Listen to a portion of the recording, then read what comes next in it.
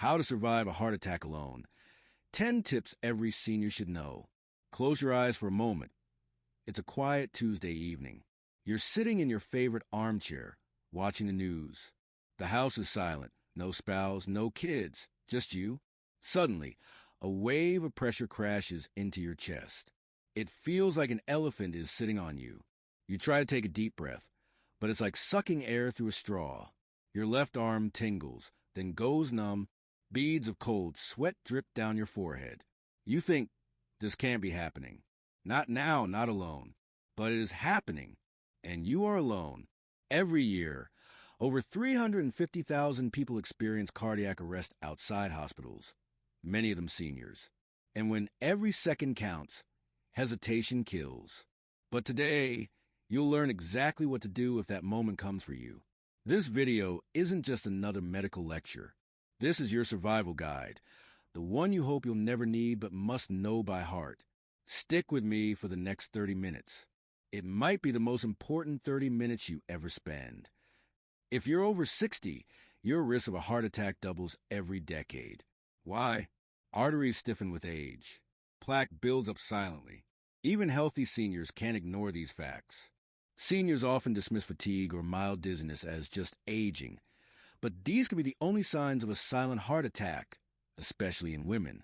A study in the Journal of the American Heart Association found seniors wait 30% longer to call 911 than younger adults. Pride, fear, or confusion cost lives. Living alone means no one's there to recognize the signs or call for help. That's why this video is critical. But here's the good news. Knowledge is power. And by the end of this video, you'll be prepared. Doctors talk about the golden hour. The 60 minutes after a heart attack begins when treatment can save heart muscle and your life. But if you're alone, those minutes slip away faster. Brain damage starts if blood flow stops within 10 minutes. Heart cells begin dying after 15 minutes. Survival rates drop by 75% if no help arrives after 30 minutes. Yet, most seniors waste precious time denying it's serious, calling a relative instead of 911, or trying to drive themselves. Let me be blunt. Your life is worth more than an ambulance fee. And in this video, you'll learn how to act, not panic when seconds count. Over the next 30 minutes, we'll walk through 10 life-saving steps, backed by cardiologists and survivor stories. Here's a sneak peek. Recognizing the signs. Even the sneaky ones seniors miss. The number one mistake. What not to do before calling 911. Aspirin myths. How to chew it properly. Yes, there's a wrong way. How to call for help, even if you can't speak or reach your phone. Your emergency kit. A $10 item that could save you. Plus, we'll debunk dangerous myths like cough CPR. Share real survivor tales like 78-year-old Doris, who saved herself with one move, and give you a printable checklist in the description. So grab a notepad, tell your Alexa or Siri to remind you later, and let's dive in. Your heart and your family will thank you. Before we begin, I need you to promise me something. If you feel any symptoms while watching this video, chest discomfort, sudden nausea, pause and call 911 immediately. This isn't just a video, it's a lifeline, and your life matters. Ready?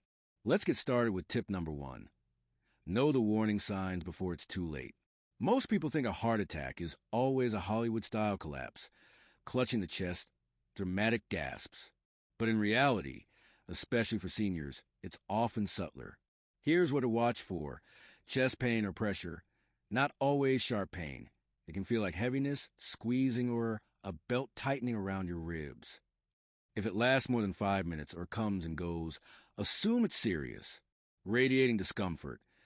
Pain may spread to your left arm, jaw, shoulder blades, or even your stomach. One survivor described it as a toothache in my shoulder. Shortness of breath. You might gasp for air as if you just ran upstairs, even while sitting still. Cold sweats and nausea. Drenching sweats, like the flu, with no fever. Some vomit. Mistaking it for food poisoning. If you experience any combination of these, don't wait. Call 911 now. Here's a terrifying fact. Up to 45% of senior heart attacks are silent. No chest pain at all. Instead, They mimic everyday aging. Listen closely. Extreme fatigue, not just tiredness.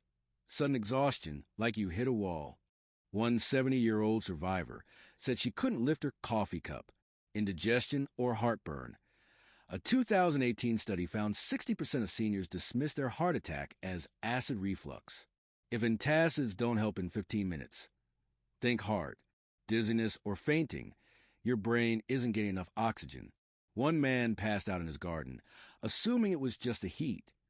Unexplained anxiety, a sense of impending doom, is a real medical symptom. As one ER nurse put it, if you suddenly feel like you're dying, you might be right. Silent heart attacks are deadlier because seniors delay care. Remember, if your body feels off in a new, severe way, assume it's your heart until proven otherwise. Ladies, this is critical. Female heart attacks often look nothing like men's.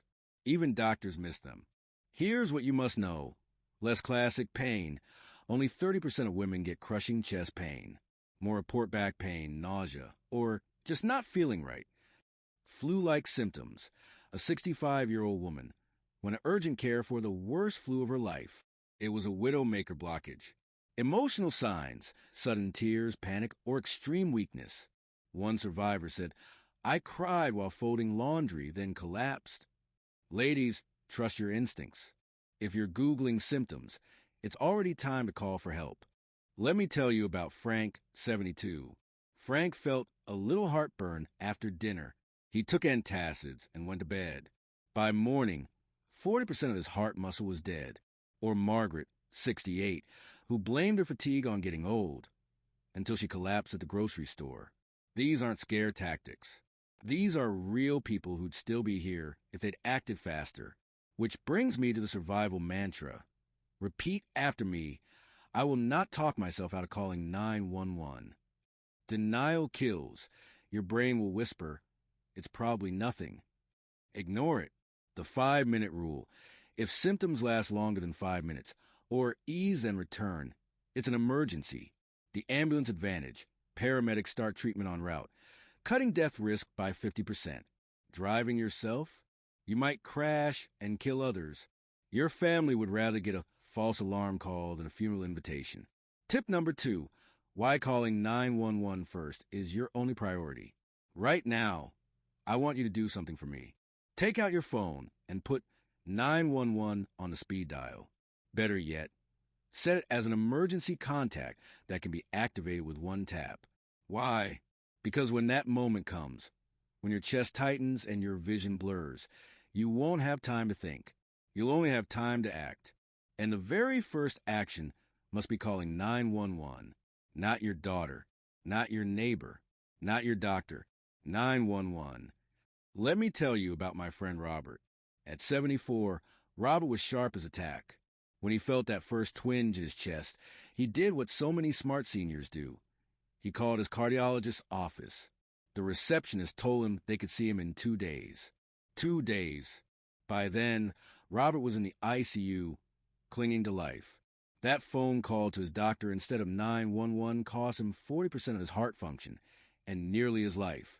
Here's the hard truth. Every 90 seconds in America, someone dies because they waited too long to call emergency services. And seniors are the worst offenders. We tell ourselves, I don't want to bother anyone. Or, it's probably nothing. But paramedics would rather respond to 100 false alarms than one preventable death. Your life is worth the bother. When you call 911, here's exactly what to say. I think I'm having a heart attack. I'm 60 years old. I'm at 1123 Edmond Drive. I'm alone. Then, if you can, unlock your front door and lie down near it. This simple script gives dispatchers everything they need to help you fast. What if you can't speak? Most emergency systems can detect heavy breathing or silence. Try tapping the phone repeatedly or making any noise you can. Keep the line open. Help is coming. I know what some of you are thinking. But what about the ambulance bill? Let's talk about that. Yes, an ambulance ride can be expensive, but funeral costs are higher. Your Medicare may cover emergency transport, and hospitals often have financial assistance programs. But none of that matters if you're not alive to pay the bill. Here's something else to consider.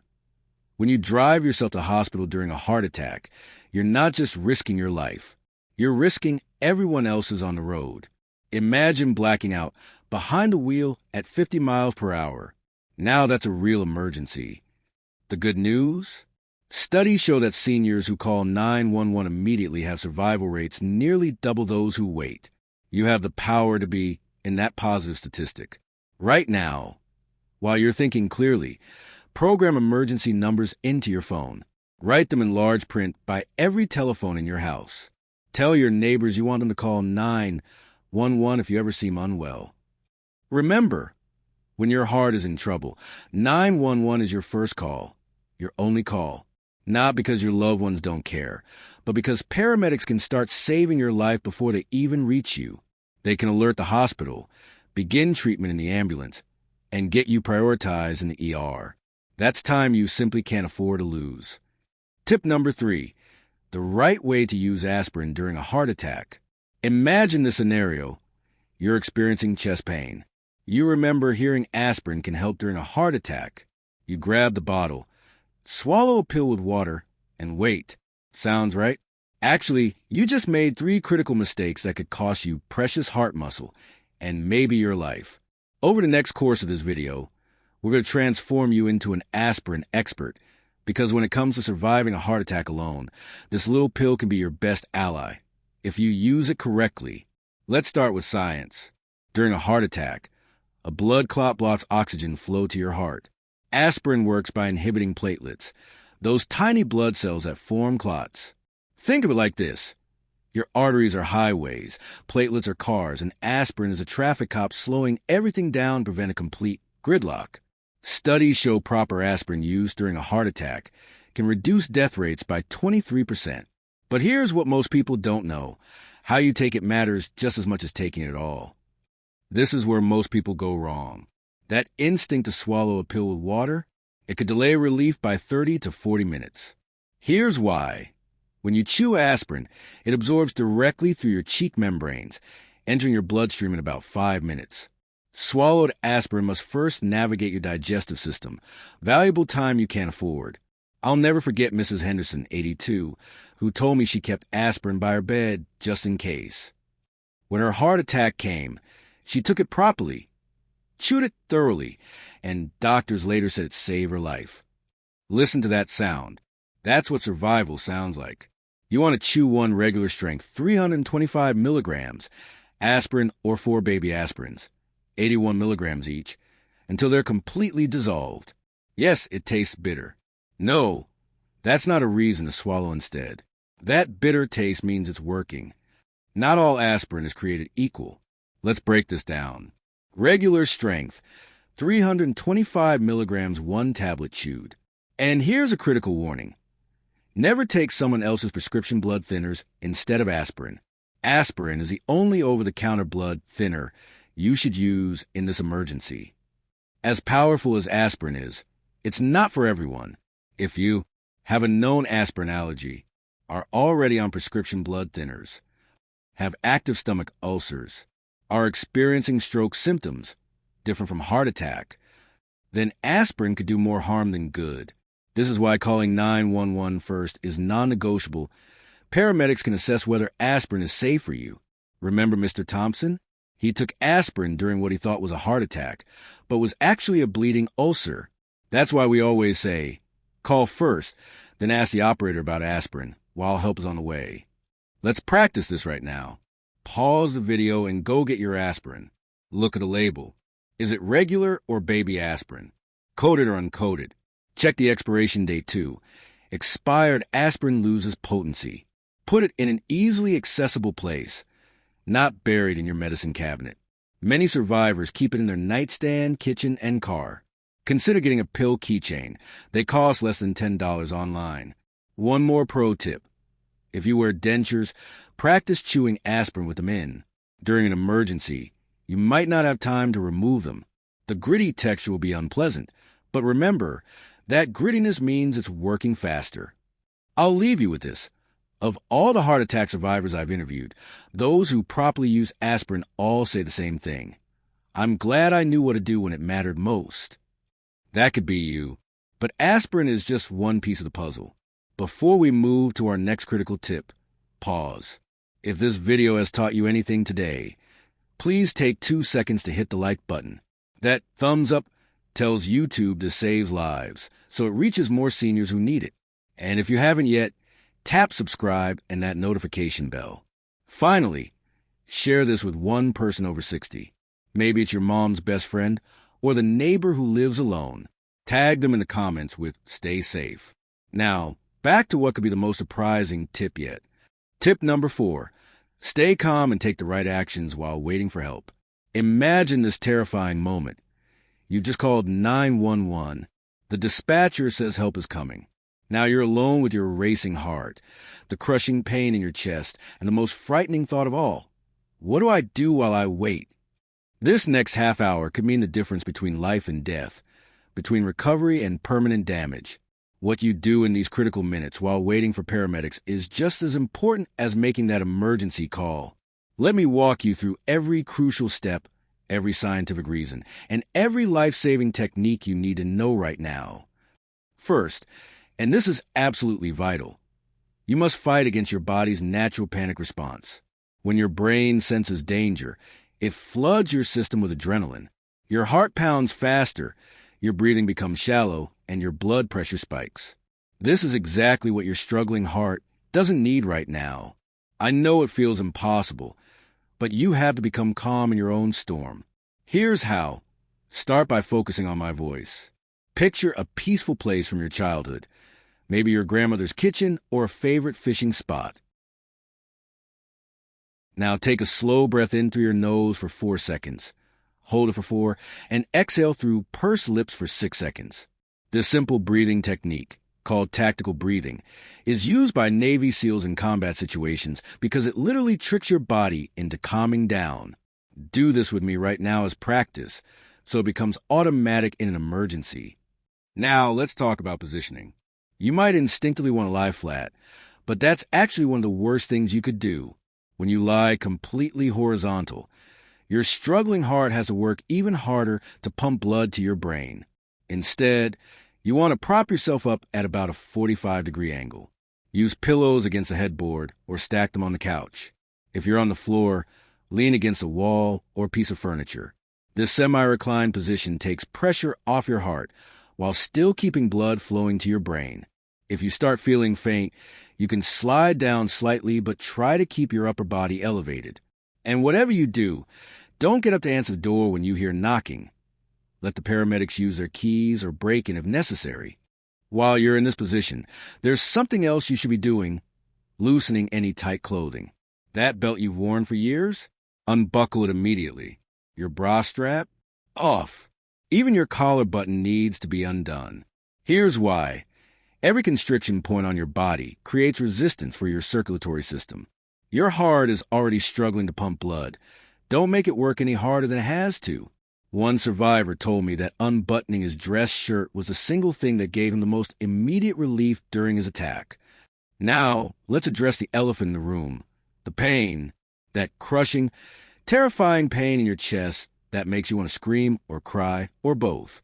You might be tempted to take pain medication from your cabinet, but this could be deadly. Many common painkillers like ibuprofen or naproxen can actually worsen a heart attack by interfering with blood clotting. Even prescription pain medications can dangerously lower your blood pressure.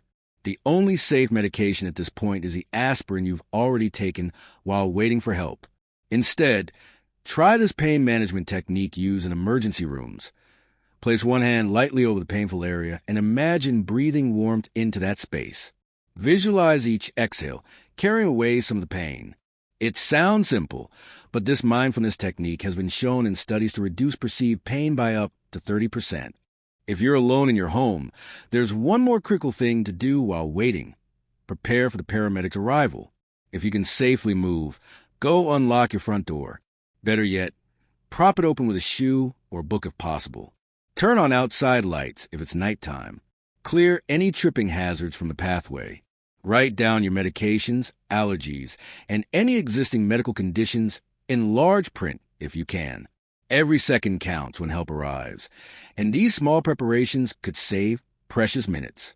One paramedic told me about a patient who taped his medical information to his chest during his attack. That kind of clear thinking under pressure is exactly what we're aiming for. Now I want to address what might happen as you wait. Your symptoms might come in waves. The pain might ease for a few minutes, then return worse than before.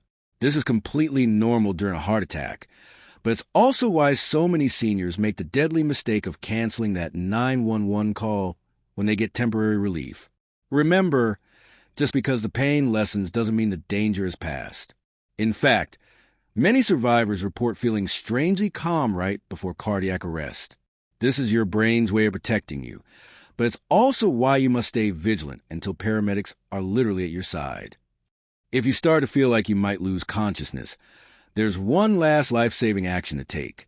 Lie on your left side in what's called a recovery position, with your right knee bent for stability. This position keeps your airway open and puts the least stress on your heart. It also makes it easier for paramedics to help you when they arrive. If you have a phone, place on the floor near your head with the line still open to 911. Tap periodically to let them know you're still there. Finally, I want you to hear this from a cardiac nurse named Sarah who's seen hundreds of heart attack cases. The patients who do best are the ones who stay mentally present. They talk to themselves, they pray, they focus on breathing, they fight to stay with us. Your mind is your most powerful tool in those terrifying minutes waiting for help. So keep listening to my voice. Picture your loved ones. Remember that help is coming. You are not alone in this fight, and every second you stay calm is another point in your favor. When you hear those sirens approaching or that knock at the door, you'll know you've done everything right. You call for help immediately. You took your aspirin correctly. You stayed calm and in the best possible position. Tip number 5. Unlock your door. The simple step could save your life. Imagine this. You've done everything right. You recognize the warning signs. You called 911. You took your aspirin. Now, help is on the way. But there's one problem. When the paramedics arrive, your door is locked. They're pounding, shouting your name, but you're too weak to move. Precious minutes tick by as they wait for firefighters to break down your door. Those minutes could mean the difference between walking out of the hospital and never leaving it. This is why tip number 5 is so critical. Unlock your door immediately when you suspect a heart attack.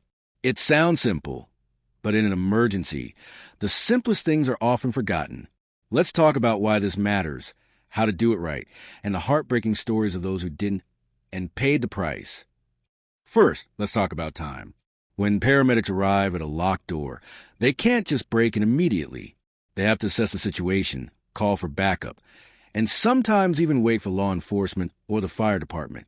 That delay can be 5 minutes, 10 minutes, or longer. Meanwhile, your heart is struggling. Every second without oxygen means more damage, more heart muscle dying. A study from the American Heart Association found that for every minute a heart attack patient goes without treatment, their chance of survival drops by 10%. 10%. That means a 5-minute delay at the door could cut your survival odds in half. And if you live alone, there's no one else to let them in. That's why you must take this step yourself, the moment you realize you're in trouble. Now, let's talk about how to do this when you're scared, in pain, and fighting to stay conscious. The key is preparation. Right now, today, go to your front door and look at the lock. Is it a keypad, a deadbolt, a chain? If it's a traditional key lock, consider switching to a keypad or smart lock that can be opened with code or even your voice. If that's not possible, keep a spare key hidden outside in a secure lockbox, not under the mat or a flower pot, where intruders might look, but in a combination control box mounted near your door. Paramedics are trained to check for these if you tell them where to look when you call 911. And if you have a chain or security bar, practice removing it quickly with one hand, because in an emergency, you might only have one working arm. But what if you can't get to the door at all? What if the pain is too severe or you've collapsed? That's where technology can save you. Smart home devices like Alexa or Google Home can be programmed to unlock your door with a voice command. Imagine saying, "Alexa, unlock the front door for emergency services, and knowing help can reach you immediately. There are also medical alert systems that automatically notify 911 and provide first responders with access codes to your home. These aren't futuristic fantasies. They're affordable, easy-to-install solutions that can mean the difference between life and death. Let me tell you about Linda, a 72-year-old widow from Ohio. Linda had a heart attack in the middle of the night. She managed to call 911, but then passed out before she could unlock her door. Paramedics arrived within 6 minutes, but it took another 8 minutes to break in. By the time they reached her, she was in cardiac arrest. They revived her, but the delay caused severe brain damage. Linda spent her last years in a nursing home, unable to recognize her own family. Her daughter told me, if only she left the door unlocked. If only we thought of that. Don't let that be your family's if only. Now, I know some of you are worried about safety. If I leave my door unlocked, won't I be vulnerable to burglars? That's a valid concern, but there are solutions. For example, you can install a lock that automatically unlocks when 911 is called from your phone, or use a smart lock that lets you grant temporary access to emergency services. You can even put a sign on your door that says, "In case of emergency, responders have permission to enter." That way, you're protected when you're well, but prepared when you're not. The goal isn't to leave your door unlocked all the time. It's to have a plan to make it accessible in those critical moments when you can't help yourself. Here's your action plan. First, today, go test your door. Can you unlock it quickly if you're dizzy or in pain? If not, change the locks or add a keypad. Second, tell a trusted neighbor where your spare key is, someone who can help in an emergency. Third, if you use a smart lock or medical alert system, practice the commands until they're second nature. And finally, when you call 911, say clearly, "My door will be unlocked," or "The code is 1234. Repeat it. The dispatcher will relay that information to the paramedics, so they're not wasting time trying to get in. This might seem like a small detail in the grand scheme of a heart attack, but in medicine, the smallest details often matter the most. Think of it like this. You wouldn't climb into a lifeboat and then forget to untie it from the dock. Unlocking your door is that final, crucial step that lets you reach you in time. So please, don't overlook it. Do it now before an emergency happens. And if that moment ever comes, remember, call 911, take your aspirin, stay calm, and unlock the door. Your life could depend on it. Tip number 6. Use a phone alert system, your digital lifeline, when every second counts. Imagine this terrifying moment. You're in your kitchen when suddenly your chest explodes in pain. You reach for your phone, but it's charging in the bedroom. You try to stand, but your legs buckle. The room starts spinning. You're alone. No one can hear you call for help. This exact scenario kills hundreds of seniors every year. Not because help wasn't available, but because they couldn't reach their phone in time. Today, I'm going to show you how to turn your phone, your watch, even your home itself into a 24/7 guardian angel that can summon help even if you can't move or speak. Let's start with a device already in your pocket, your smartphone. Did you know your iPhone or Android has built-in emergency features most seniors never use? Rapidly pressing the side button 5 times will initiate a countdown that automatically calls 911 and texts your emergency contacts with your location. Android users can do the same by pressing the power button 3 times. Right now, as you're listening, take out your phone and activate these features. I'll wait, because in an emergency, muscle memory could save your life when panic makes thinking impossible. But what if your phone is across the room when a crisis strikes? That's where smartwatches become literal lifesavers. The Apple Watch's fall detection has alerted emergency services for countless seniors without them pressing a single button. When it senses a hard fall followed by immobility, it gives you 60 seconds to respond before automatically calling for help. One 72-year-old user in Florida was gardening when she had a stroke. Her watch called 911 while she was unconscious, and paramedics found her within 15 minutes. The hospital said she would have died without that automatic alert. Now, let's talk about medical alert systems, those "I've fallen" and "I can't get up" buttons you've seen advertised. Modern versions are light years ahead of what your parents might have used. The newest devices include GPS for outdoor protection, waterproof pendants for the shower, where 80% of senior falls occur, and even wall-mounted buttons that don't require wearing anything. The Lively Mobile Plus can detect falls automatically and works anywhere with cellular service. No landline needed. And here's a life-saving tip. Wear your alert button on your dominant side. If you're right-handed, put it on your right wrist or hip. Why? Because during a heart attack, people instinctively use their dominant hand to reach for help. For those living with limited mobility or speech difficulties, voice-activated assistants can be game changers.